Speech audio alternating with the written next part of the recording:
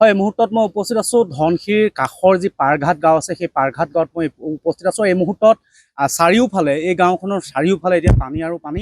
ঘৰৰ ভিতৰ বাহিৰ বুলি কথা নাই, এককাল পৰ্যন্ত পথত পানী। মই সামগ্ৰিক পৰিৱেশ বিভাগক দেখুৱাবলৈ অনুৰোধ জনাইছোঁ।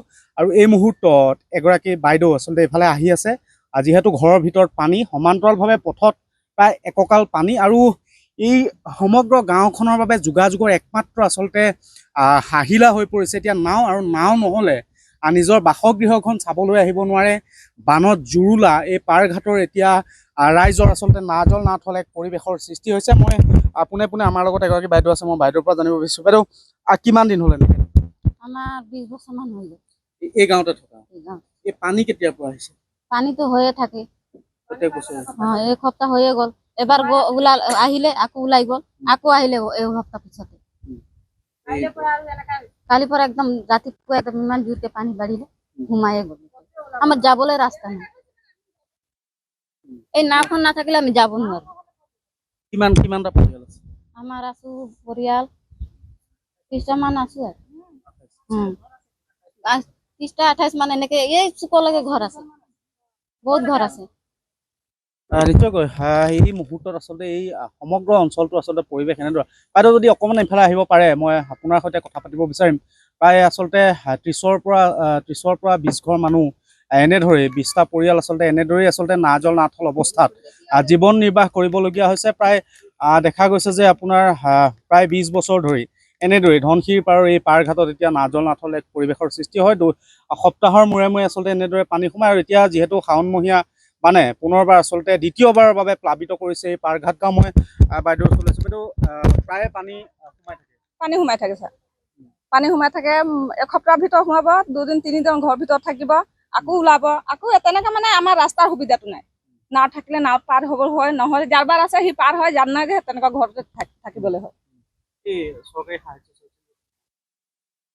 এই এতিয়া নাই পোৱা। সেই একেদিন আগত হৈছিলে, 15 দিন মান হ'ল, সেই আগত পাইছিলো, তেতিয়া নাই। ঘৰৰ ভিতৰত কিমান পানী? ঘৰৰ ভিতৰত আছে পানী।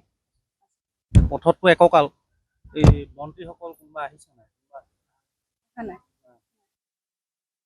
নিশ্চয়কৈ এয়াই পৰিৱেশ আচলতে।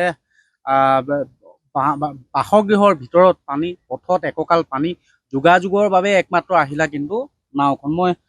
মই সামগ্ৰিক পৰিৱেশটো দেখুৱাইছোঁ। এইসকল আচলতে ৰাইজে আচলতে এনেদৰেই নাৱেৰে আচলতে নিজ বাসগৃহলৈ আহে। আৰু কাষতে থকা যিটো ইটাৰ ভাটা আছে তাত অৱস্থান কৰিবলগীয়া হৈছে এইসকল গাঁৱৰ ৰাইজে। কাৰণ বাসগৃহৰ ভিতৰত এককাল পানী। আৰু এনেদৰে এতিয়া এনেধৰণৰ পৰিৱেশতে এতিয়া এইসকল গাঁওবাসীয়ে থাকিবলগীয়া আছে। বাইদেউ, কি ক'ব এই মুহূৰ্তত? পানী চাৰিওফালৰ পানী। এই ৰাতিয়ে ওলাই গৈছো, এই ভাটাত আছো। নাও নাথাকিলে আমাৰ কোনো উপায় নাই। প্ৰত্যেক বছৰে হয়। কিমানটা পৰিয়াল আছে? আমাৰ 4টা পৰিয়াল, 5টা। গাঁওখনত গোটেই গাঁওখনত 30টা মান ঘৰ আছে। পৰিৱেশটো একেটাই। খোৱা বোৱা ক'ৰ পৰা কৰিছে, কেনেদৰে? এতিয়া ওলাই গৈছো, তালৈ কি খাম, কেনেকা বনাম, খৰি নাই, ওলাই গৈছো ইয়াৰ পৰা এনেকাই আছে। নিশ্চয়কৈ আচলতে সেয়াই পৰিৱেশ। আৰু বানৰ বাবে এতিয়া নাজল নাথল অৱস্থা হৈছে। ধনশিৰিৰ বাৰণী পানীয়ে দ্বিতীয়বাৰৰ বাবে এই পাৰঘাট গাঁওক ঘূৰাই পেলাইছে। আৰু যাৰ ফলত এতিয়া এইসকল ৰাইজে আচলতে এনেদৰে নাৱেৰে বিপদসংকুলভাৱে সপোনৰ ঘৰখন চাবলৈ আহিছে। আৰু নিশাৰ ভাগত বা এই দিনৰ ভাগত এবাৰ ঘৰখন চাই পুনৰ বান শিবিৰলৈ গতি কৰিবলগীয়া হয় এইসকল গাঁওবাসী।